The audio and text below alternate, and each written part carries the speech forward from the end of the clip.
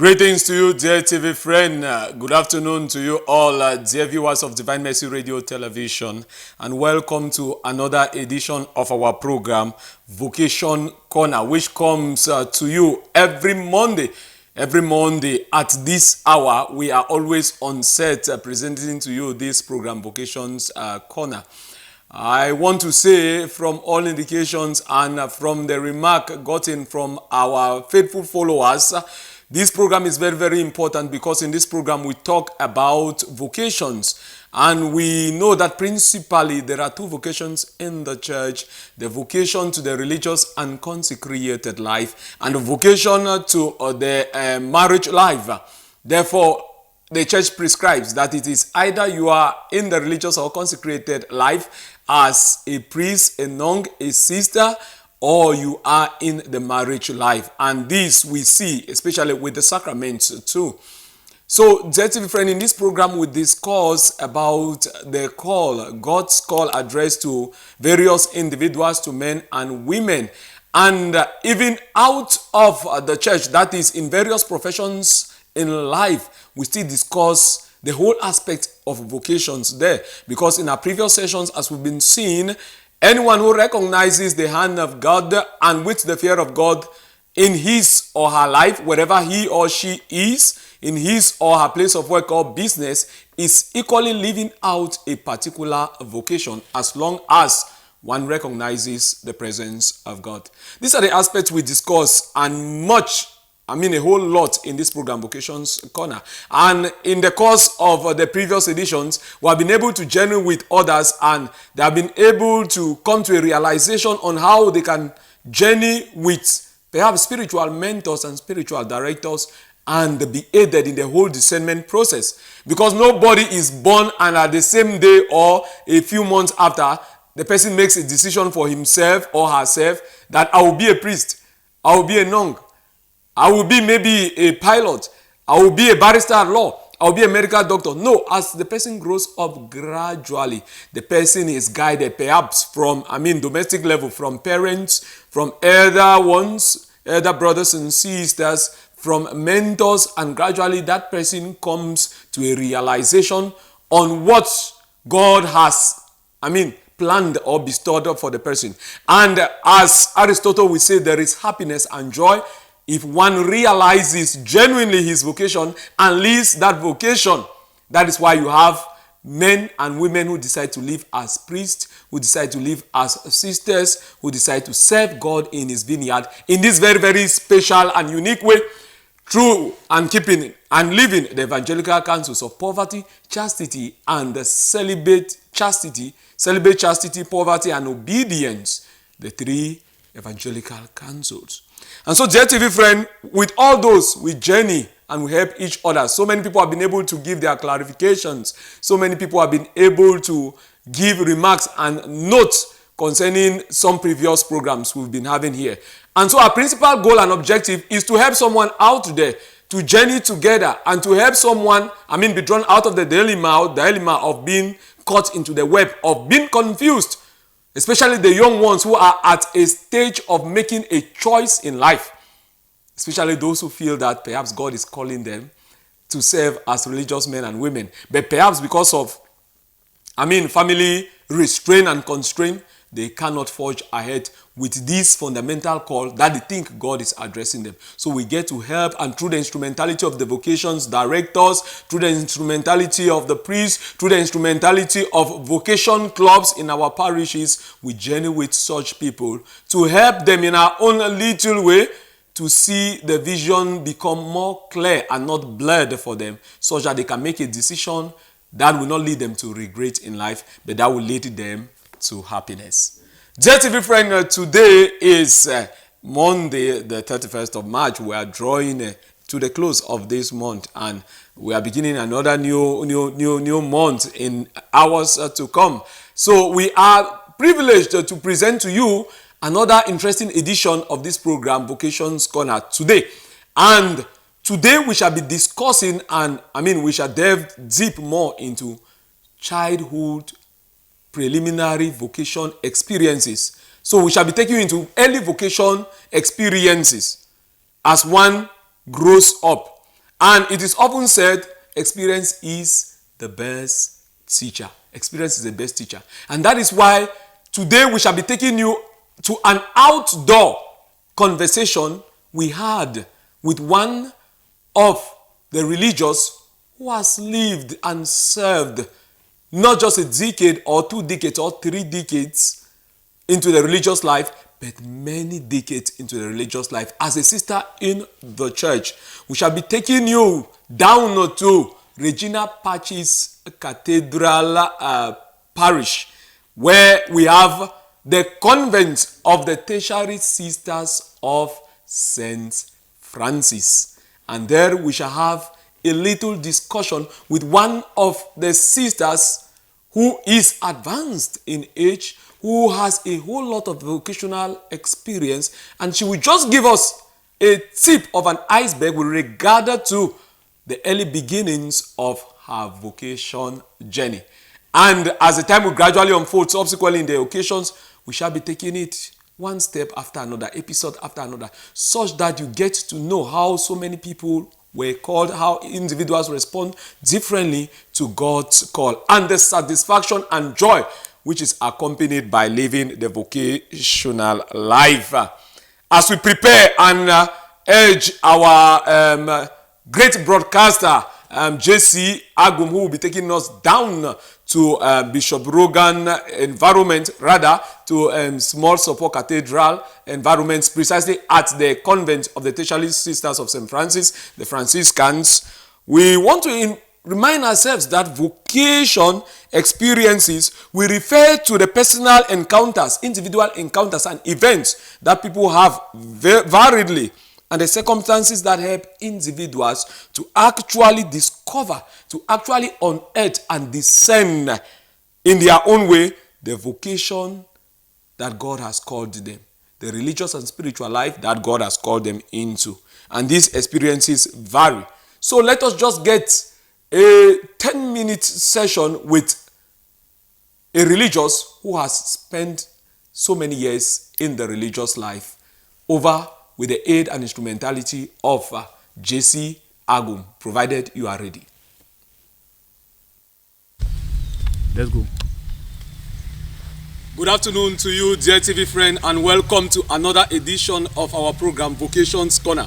This time around, we are having an outdoor program, and you know we have always been broadcasting live from the Divine Mercy Radio Television at the station. But this time around, we decided to take you out of the station to have another taste with regard to this program, Vocations Corner. We are reminded that in Vocations Corner, we discuss about vocations in the church. We discuss about individual response to God's call and how different persons through the process of discernment answer God's call. And that is why today we are giving you another taste of the program. We shall be having an interview with someone who has lived the religious life for so many years. Dear TV friend, we urge you to remain glued to your television screens as we shall be getting more and more from a mother in the church, a religious person consecrated. Good afternoon to you, dear sister. Good afternoon, Father. How are you today? Fine, fine. It's a pleasure having you for this program, Vocation Corner. It's a privilege, really. Okay, thank you so much. So, sister, could you please tell these our highly esteemed viewers who you are? I am Sister Maria Antonia Ayangma Eno Ayamba. I hail from Manu Division, Akwaya, Takamanda area. My father is Joseph Eno and my mother is Ako Aken. All right. Thank you so much, sister. Dear TV friend, as a matter of fact, we are at the convent of the Tertiary Sisters of St. Francis with the Boya community here at Small Support, just beside the Regina Pacis Cathedral, Small Support here in Boya. So, sister is a member of the Tertiary Sisters of St. Francis, commonly known as the Franciscan Sisters. Could you please tell us a bit who are the Franciscan Sisters? The Franciscan Sisters are those who are following St. Francis. There are many groups of Franciscans. we are too many in the world. Yes. But my own Franciscan community is TSSF, Tertiary Sisters of St. Francis, and our mother foundress is Maria Huber from Tyrol. Our first sisters came here in Cameroon. There were 5 of them in 1935, and they've done a lot of job. One was for the medical work, another one was for the teaching, another one was for domestic science, and one was an agricultural woman. Yes. So they came in, and Bishop Rogan sent them to Banso. They were lucky to get these sisters in Banso. And so they started in a convent with grass roof. In those days, those sisters, they really did their best. One of them, a teacher in the nursery school, taught late emeritus John Bishop Paul Versikov. Yes. Was in the nursery school of that sister Dorothy. Yes. Yes. And Mother Camilla started a dispensary in Chisholm, and it is now a full-blown hospital with different departments. And the sisters are all over. They are all over. Yes. They are littered all Yes. over. They can be found all over with their various works and so on. Exactly. So could you just tell us very briefly again with regard to the charism of the Tertiary Sisters of St. Francis, maybe with apart from hospital, as they are renowned and pronounced in hospital with a famous Shisong, where are they equally found working? Actually, we work in social centers. Social centers. Yes, we have domestic science schools. We call the Maria Huber schools. Yes. Yes, and we have. We have many centers, but it is hard to define them here now. Yes. Because we are doing nearly everything. Nearly now. everything. Education, social, and so on and so forth. Health. Yes. All right. Thank you so much, sister. So could you tell us so briefly about your vocational background? How did it all begin before we are where we are today? Actually, I just saw God's hands in my life from childhood till today. And I came in contact with these missionaries that I'm telling you. I mean, the ones who started here in the Southwest. They were Franciscan sisters too. Yes. And they started in Sopo and Bojongo. Yes. Yes. They got girls in their schools. I was first in a primary school brought up by those sisters in Fiango Kumba. From then, I went to St. Francis Teachers Training. Yes. Then after some time, God brought me in contact with those sisters in Banso. Yes. And I went to the nursing school. Yes. And midwifery school. So you are a nurse and a religious person at the same time. Yes. Double profession and a vocation. All. All. And a teacher. And a teacher, all encompassed into one person. I see how gifted you are. Yes, Mom. Actually, my vocation came to me when I was still a young girl. Yes. The sisters taught me how to pray. They gave me a chance to be everything. Yes. I had many young boys following me. Yes. I had many young men following me because I was with the sisters. With the sisters. But I saw the way those sisters loved me and the way they were praying, and I saw that these white people, if they can live all these things in the world, yes, and do work for God, why should I stay like this and just be following these worldly things? Way of life, worldly. Those sisters, they really gave me all they could give. Yes. They would go to the market and buy me all the wrappers and everything just to make me feel that they are not forcing me to be with them. With them, yeah. But I saw that God was calling me. First, when I was in St. Francis College, on the Feast of Immaculate Conception, when I wore all my big damask wrapper with wonderful hair tie and what all this, and I came to the chapel of the sisters. Yes. For Mass. One of the sisters just came in and asked me, Catherine, did you say you want to be a sister? I looked at her and said, yes, sister. She said, follow me. Then she took me into her convent. And then, did I know that I had prepared already an aspirant dress for me? No, you didn't know. I had just to remove everything and I put on the aspirant dress. And that was just it. That was just it. You see? I went there and met another sister too, with us now, Sister Bianca. Yes. She too was from St. Francis. And she was there wearing her own. Then they said, this is your own. I wore it. And the two of us went into the chapel. And the students were all surprised because we never said this to anybody. To anybody. And I felt that really God is calling me. After that, I was just an aspirant. And I was in college. So, at the end of my course, this independence of Cameroon, yes, and East Cameroon, yes, reunification issues and the rest came together at that point in time. I'm telling you.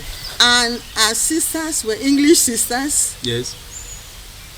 They did not know what to do. Their mother general said, come home because we hear that there is crisis over there. Come home. After that, 3 months you can go back. So we all carried to Shison. They told us if you want to be a reverend sister now, it's only Shison you can go. Only Shison. So we all went to Shison. After that 3 months, we got a letter that they are not coming back because we have joined the East Cameroon. Yes. And they have not got French sisters. Yes. That was all. So we had to decide again, will you join these other sisters or not?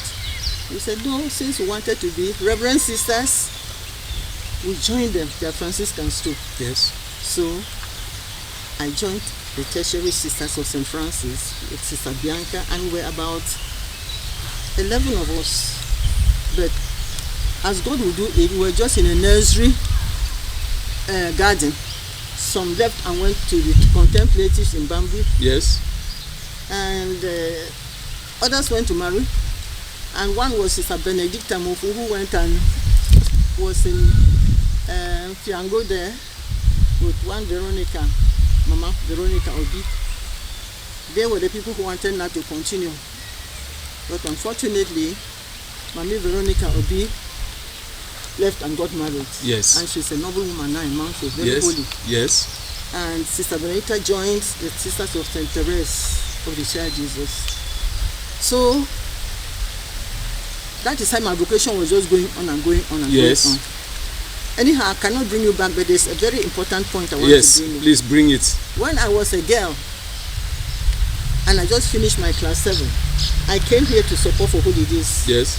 And the sisters took me to their chapel.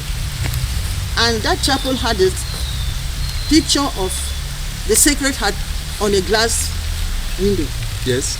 And it was just where they put me in front, and I was there. Then I prayed. I said, really, I want to be a reverend sister. That very day,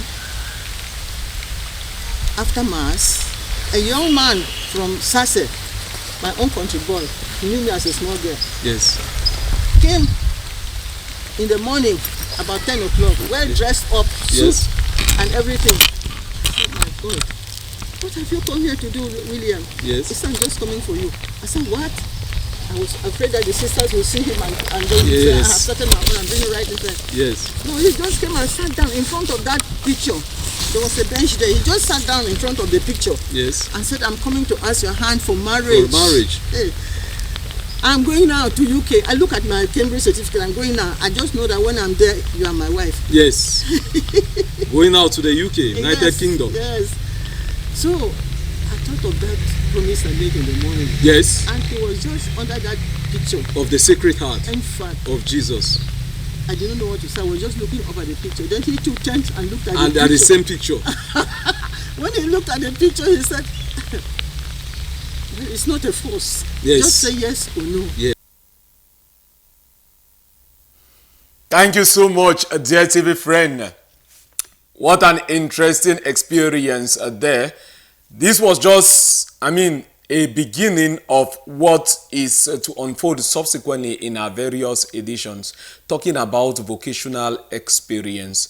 That is it, and that is how Sister Antonia A young Amma Eno actually saw it with the beginning and the nursing of her vocational experience right up to the moment where she had to enter the convent.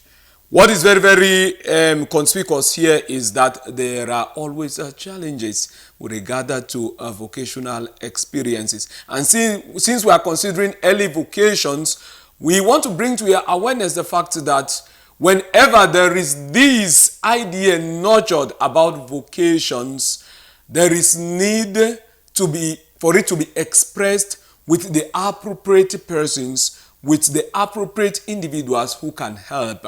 Subsequently, you shall be getting more with Sister Antonia, and she will be telling us how she then had to live her life in the convent with the tertiary sisters of St. Francis, especially most of them who were white by then, and gradually before the creeping in of these indigenous vocations in our setting and in her setting. At this point in time, we shall have a short musical interlude, and when we come back, we shall give some brief characteristics of vocation experiences for today's program. Thank you. From early in the morning till late at night, all that I need is you. And my only hope is you. My only hope, Jesus, is my only hope. My hope is you, Lord. From early in the morning till late at night, my only hope is you. And my only peace is you. My only peace is you. My only peace. Yes, my peace is you, Lord. From early in the morning till late at night, my only peace is you. And my only joy is you. My only joy, Jesus, my only joy. Yes, my joy is you, Lord. From early in the morning till late at night, my only joy is you. Yes, all that I need. All that I need. All that I need. Jesus, all that I need. All I need is you, Lord. From early in the morning till late at night, all that I need is you. And my only hope is you. My only hope, Jesus, my only hope. Yes, my hope is you, Lord. From early in the morning till late at night, my only hope is you. From early in the morning till late at night, my only hope is you. From early in the morning till late at night, all that I need is you. And my only hope is you. My only hope, Jesus, my only hope. My hope is you, Lord. From early in the morning till late at night, my only hope is you. And my only peace is you. My only peace, Jesus, my only peace. Yes, my peace is you, Lord. From early in the morning till late at night, my only peace is you. And my only joy is you. My only joy, Jesus, my only joy. Yes, my joy is you, Lord. From early in the morning till late at night, my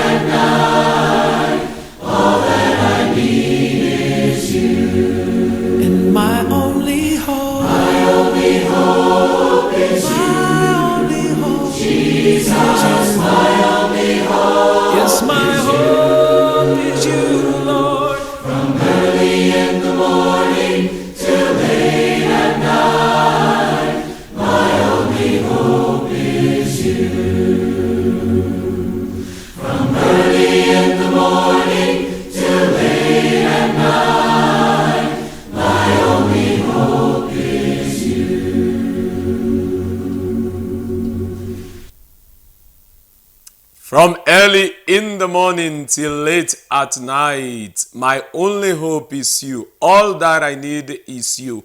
It is only God, and our souls yearn for God like a deer yearns for a running stream.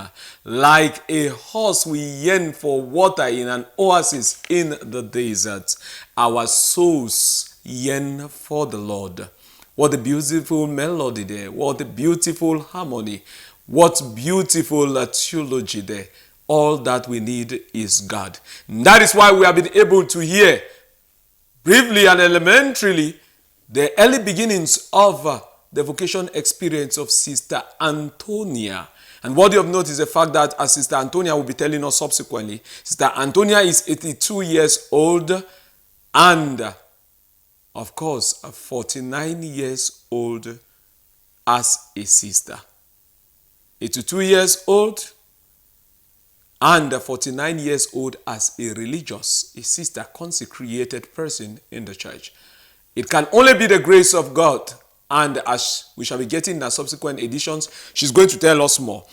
But JTV friend, what I want to leave you with this afternoon for this hour interval of the program Vocations Corner is that when we see and when we start taking note of certain characteristics in our lives and in the lives of our relations, in the lives of our children, the lives of our brothers and sisters, then we take note of vocational experiences. For instance, with regard to vocational experience, when one becomes so passionate and enthusiastic about serving God in the church, we are to discern and to know that there is something unique about God's call in the life of that person. If you've got a young kid who is always in church and who is very happy being in church, and the young kid grows up, finds himself perhaps as a young boy serving Mass, always and is often joyful being at the vicinity of the church and being engaged with church activities, it is clearly indicative of God's love towards that child, and it could be indicative of God's call towards that child as a vocation, one who has been called to serve. If you've got a little daughter and she is always lovingly happy in the presence of the cadets of Mary, in the presence of the little daughters in the church, walking and praying, and always wants to be in the presence of God around the church's vicinity, just know something is very, very unique in that child. And parents will often easily decipher, and they are good in knowing that this child is very, very unique and special. Every child and every individual is unique, made in the image and likeness of God, but those characteristics indicate that God is drawing someone. And so those are early vocational experiences which needed to be recorded and which need to be brought into the life of someone as the children, as the young men and women grow up, and as they intend journeying in their Christian life. And again, there is always a sense of purpose. When there is always a sense of purpose, when the children are focused, when men and women are focused in all they do, think and say, even as businessmen, even as married men and women, there is a special vocational inclination to that. And of course, let us equally take note about clarity and insight. To some, it will be so clear, and some will even have deep insight, and they will be more inquisitive. What does it mean to be a priest? What does it mean to be a religious? What does it mean? I remember a case of a young boy while the bishop of the diocese of Boya, his lordship Michael Bibi, paid a pastoral visit to St. Antonio Padua Parish, Boya town last year. A young boy came up and was greeting the bishop. And he was very, very happy. And the bishop greeted all the little children. Then the young boy ran to the mother and said, I want to be a bishop. I want to be like that. I want to be like that. Those are already clear indications of the love and yearning towards the religious and consecrated life. And the mother was very, very happy. And the young boy went back home happy. Very, very happy. So as mothers and fathers, when we see children who are always very happy, seeing priests, seeing sisters, being beside them and conversing with them, asking questions, trying to dip and to know what does it mean to be a priest, what does it mean to be a religious sister, what does it mean to be a bishop, what does it mean to be a brother in the church. Those are all signs of a positive inquisition towards living the vocational life, and it begins with early vocation experiences. Dear TV friend, this was the little package we had for you for today's edition of Vocation Corner, and it can only be from the Divine Mercy Radio Television, sharing the light of hope, reaching the north, south, east, and west of the entire globe of the universe. You can always get to us and chip in your contributions, especially with the numbers projected at your television screens. And when we come back at any point in time, we shall digest your own remarks, your own insights, your own experiences, and bring it to the awareness of others, such that so many people can be drawn from the leap of darkness to light, and they can be helped in their Christian journey. Want to thank Sister Antonia for answering present and for deciding to give us some input about her early vocation experience, and subsequently you shall get more as the episodes gradually unfold. General supervision for today's program came in from the station manager, Joyce Mbong. At the broadcasting board and a team, we had JC Agum pressing the 101 buttons. And for presentation, I have been a regular host, Father Martin Giamuka, urging you to stay tuned to more interesting programs over the Divine Mercy Radio Television, urging you to remain disposed as the Lord wills and plans His will for you. Stay blessed to more interesting programs over the Divine Mercy Radio Television, sharing the light of hope. Goodbye.